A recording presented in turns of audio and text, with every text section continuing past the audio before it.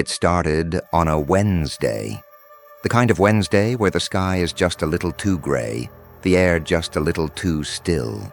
The kind of Wednesday where something feels off. I noticed it first in the cafeteria. The usual noise of students laughing, chairs scraping, food trays clattering, muted. It was like someone had pressed a button and turned down the world's volume. Then I saw him, Ethan, sitting alone at the far end of the room, his back straight, his hands resting on the table, fingers barely touching the edge of his tray. His eyes were locked onto something or someone, I couldn't tell. But there was something in them, a stillness, a focus, a kind of quiet hunger that made my stomach knot. I'd never really spoken to Ethan before. He wasn't exactly the kind of guy you noticed, always there, always silent, always slipping through the cracks of existence like he wasn't even real. But that day, he felt present, too present. And then as I watched, his fingers curled, tight, like he was holding something. Then he moved, fast, precise. 1 second he was sitting, the next he was standing. And then screaming, not from him, from someone else. Blood. Not a lot.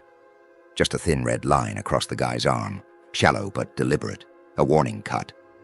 The guy, some senior football player, stumbled back, holding his arm, his face pale with confusion. Ethan just stood there, expressionless, holding a knife, a real knife. Not from the cafeteria, not plastic, not dull, a blade, sharp, silver, cold. He didn't say anything. He just tilted his head, looked at the guy like he was trying to figure out if he was worth the effort. And then he smiled. Security was on him in seconds. The football player was shouting. People were screaming. Someone was crying. But Ethan didn't fight back. He let them take him, walked out of the cafeteria without a word, without resistance, without even looking back. It should have ended there, but it didn't. Because the next day he was back. No charges, no consequences, just back. And that's when people started dying. The first was an accident, at least that's what they called it. A sophomore found in the stairwell, slipped, broke his neck, unfortunate. A tragedy. The second, not so much. A girl in the locker room, cut deep, too deep. Whispers started, fear spread. And then a rumor. Someone said they saw Ethan in the hallway that morning. Someone else swore they saw him near the locker room before she was found. Someone else whispered that he never really got in trouble for the cafeteria thing. The school tried to ignore it, tried to pretend everything was fine. But it wasn't.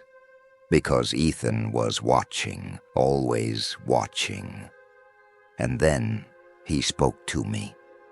I don't know why he picked me. Maybe because I was the only one still looking at him, still trying to understand. Maybe because I wasn't running away like the others. I don't know. But one day, he just walked up to me, stood too close, leaned in and whispered, "I know you see me." I don't know what he meant. I don't think I want to know.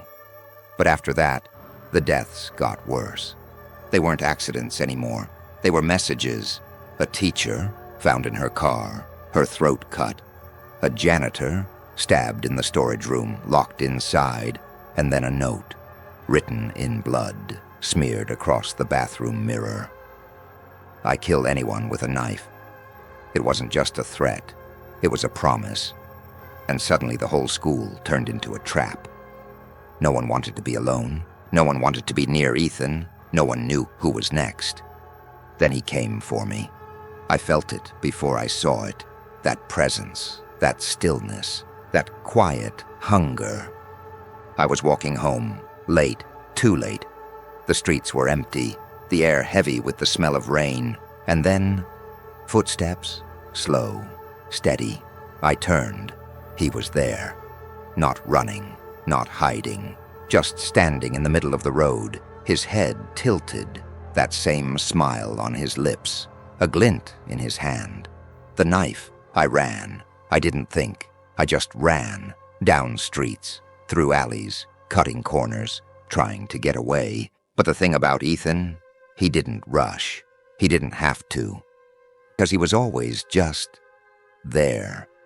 No matter how fast I moved, how many turns I took, I'd see him.